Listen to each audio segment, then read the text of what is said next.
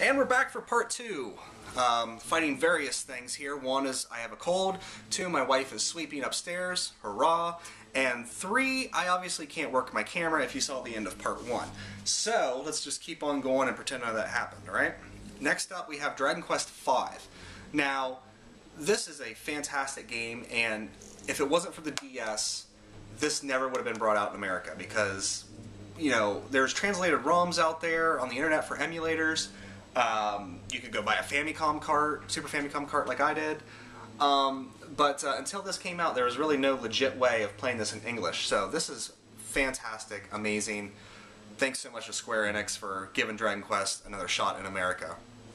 Although I think they kind of abandoned them again because, well, we'll get to that when I get to the next two games. Or the next game and then one further down the road.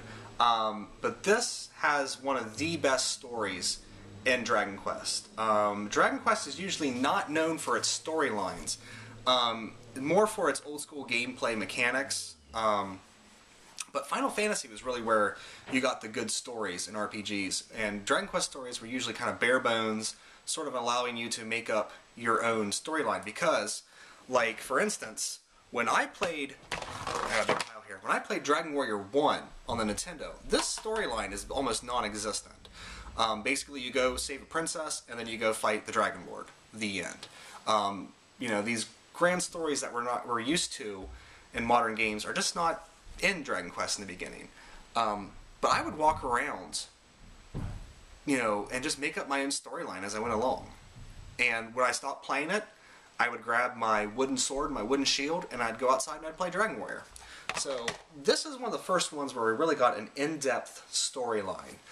Which it follows this main character from basically birth until, I would say, about middle age, because he has, you know, you can marry your wife in this, you can have children, just a fantastic storyline. But I don't see how you can play this and not choose Bianca as your wife. I mean, it sets you up from the beginning to pick Bianca, but if you want to pick Fiona, or in this one, Deborah, you have the option to do so. But, yeah, I don't know what to say about this. When this came out, I was just so excited because I've had this for a while. This is the Super Nintendo version, and I played the English ROM on an emulator until my computer crashed and I lost the save.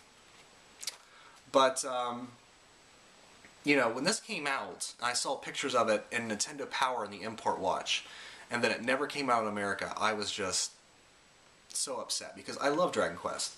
The graphics on this are just, they basically just look like old Nintendo games, but with a slightly larger color palette. Like, this didn't really use the Super Nintendo to its full effect. And I think that's, you know, Dragon Quest games have never been about the graphics, so we all know that. But, yeah, up until the DS version, this was the only legitimate way to play it.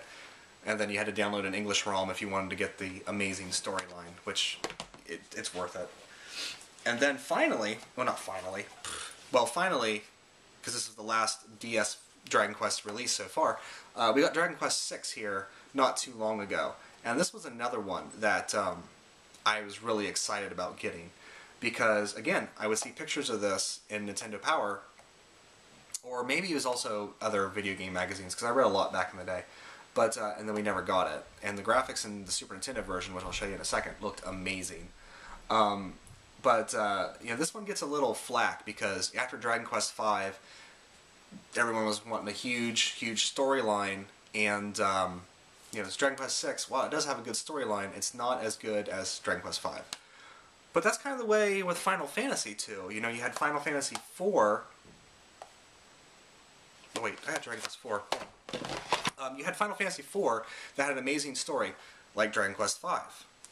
And then after Final Fantasy IV, you had a game with a job system, Final Fantasy V or Dragon Quest VI, that didn't have as good of a storyline.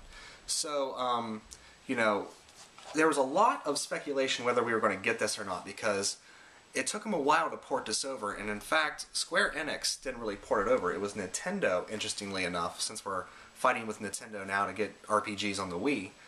They have no problem with bringing them over on the DS, but on the Wii, it's another story. But finally, we got Dragon Quest VI. I played it, I beat it, I loved it.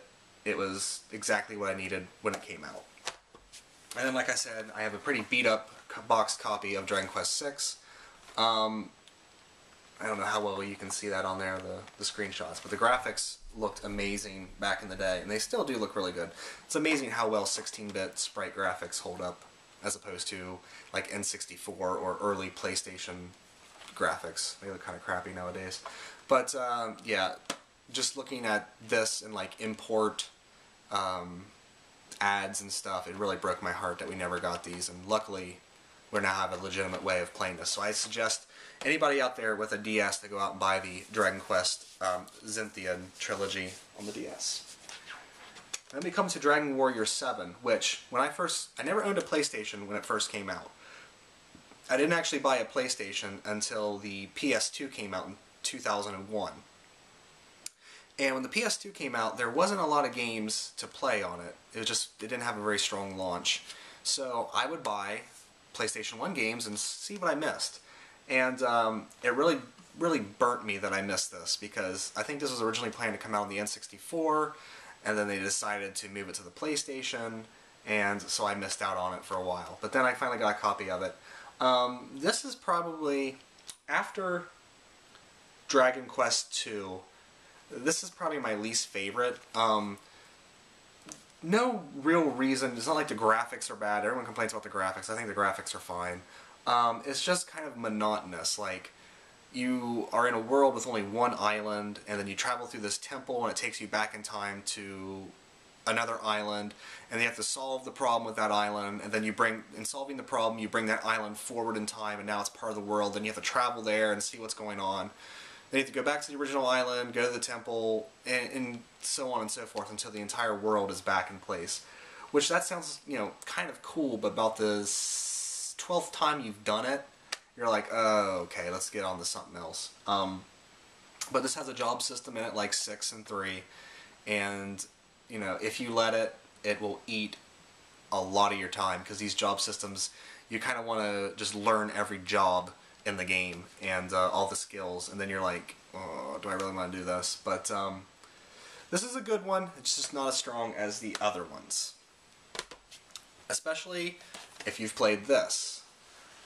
This is up there as one of my favorite Dragon Quests. I think, well, 3 is definitely number 1, and then I think 5, and then probably this, yeah. This is exactly what Dragon Quest needed. It needed the old school mechanics, and it needed a fresh coat of paint. And this is probably one of the best looking games on the PlayStation 2 if you look back on it. I mean, you can look at things like Grand Theft Auto, and oh, it's all fully polygonal and it looks realistic. But these cel-shaded graphics in these level 5 games are just amazing to look at. I mean, still to this day, even after the HD, PlayStation 3 and Xbox 360, this still looks amazing. And it plays amazing. It plays like a Dragon Quest. That's the important thing, is it feels like Dragon Quest. Unfortunately, when they brought it out, of course, playable demo of Final Fantasy XII, we can't give Dragon Quest its own room to breathe. And when you first opened it up, I don't have the tray in here anymore because it's in the box that it came out. I usually take my games out of the big boxes when I put them on the shelf and keep the boxes nice in another box now. But the demo disc was over top of the Dragon Quest game, and it's just like, I bought this for Dragon Quest, not for Final Fantasy XII, and I never played this demo. I waited till 12 came out and was disappointed about it like everyone else. But yeah, you guys can probably find this for pretty cheap out there. This is a great place to start for Dragon Quest because it's one of the most accessible and easy games to find, and it's fantastic. And then this was, I kind of didn't know what to think about this. This is Dragon Quest IX, Sentinels of the Starry Sky. And I thought this was going to be on the Wii. I was really looking forward to this being on the Wii. They announced it as a DS game, and I was like, oh, that's not going to be that great. How can that be good? This is amazing.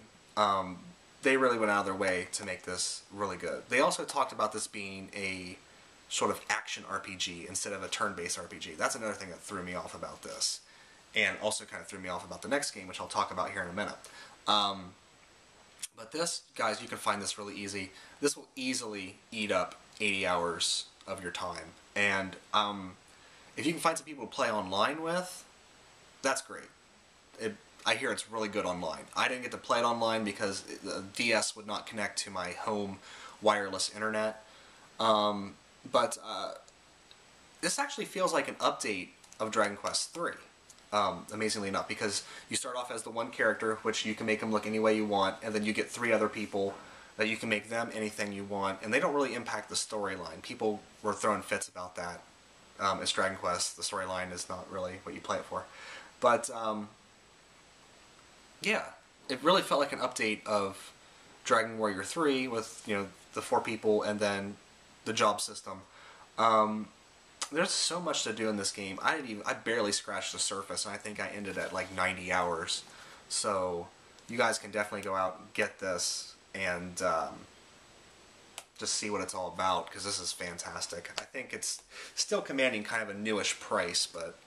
And then the only game in the Dragon Quest series I have that's not in the numbered series is Monsters Joker. I haven't got around to playing it yet. I got it because I found it cheap. I wanted to give it a shot. I'm usually not into these Pokemon type games, but since it's Dragon Quest, this might be the one to get me into these sort of monster Pokemon-esque games. We'll see. I don't know. But that's all the games I have. It feels like I have more than that, but when you really get down to these videos, you see it's kind of a smallish collection. I could definitely go and I think I'm going to buy boxed Famicom carts of all the original 4 sometime in the future. But next up, we have Dragon Quest X. I don't know how you guys feel about Dragon Quest X or online RPGs at all. I'm not looking forward to it. I was really disappointed with the announcement that it was going to be online only. I think you can play like the first couple hours offline, but then you have to go online. I don't know. I'm probably going to get it because I have to have all the numbered Dragon Quests. But whether or not I play it online or not, I guess I'll give it a shot. And I guess it'll, you know, if they do a subscription price, I really don't want to pay money to play a game that I already paid money for. Call me crazy, I don't know. But I'll definitely get it to complete the series, but I don't know if I'm really going to enjoy it all that much. I might wait until it's cheap and used and just buy a copy that way. Really disappointed about that. So, anyway, tell me what you guys think about the Dragon Quest series. It's sort of gaining some momentum in America after, you know, kind of being on the sidelines, and I think people are really starting to, you know, take an interest in it, because it's a really fantastic series, especially, you know, if you like RPGs, go for it. But also tell me what you guys think about Dragon Quest X. Does it sound like something you'd be interested in? Do you think they're even going to release it over here in America for the Wii, or is it just going to be a Wii U exclusive? I guess that's it. Alright guys, see you next time.